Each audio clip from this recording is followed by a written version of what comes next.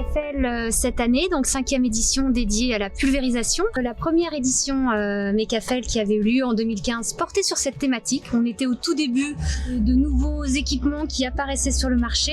L'idée aujourd'hui, 5 ans après, c'est de faire un petit bilan et surtout de mettre en avant les nouvelles technologies qui sont apparues ces 2-3 années dernières de manière franche. La journée Mecafel, elle se décompose toujours en 2 temps. Il y a une matinée en salle qui tourne autour d'échanges, autour d'une table ronde principalement. Donc là, c'était une table ronde qui mettait en avant des acteurs agroéquipementiers, start-up qui fournit de la nouvelle technologie, et puis un professionnel quand même de nos cultures, un arboriculteur, pour échanger autour de ce que pourrait être le pulvérisateur de demain.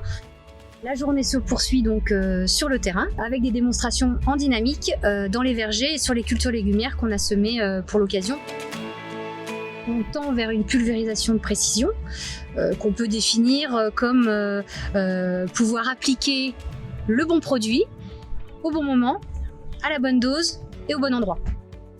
La localisation du produit, quel qu'il soit, que ce soit un produit de synthèse, un produit de biocontrôle, un produit qui est homologué agriculture biologique. L'idée, c'est d'optimiser le dépôt de ce produit sur la cible végétale, d'une part.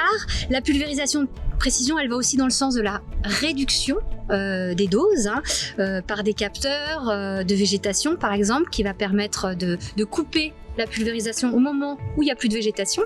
On a aussi des nouvelles technologies qui nous permettent aussi de moduler de manière intraparcellaire les doses pour vraiment là travailler au bon endroit.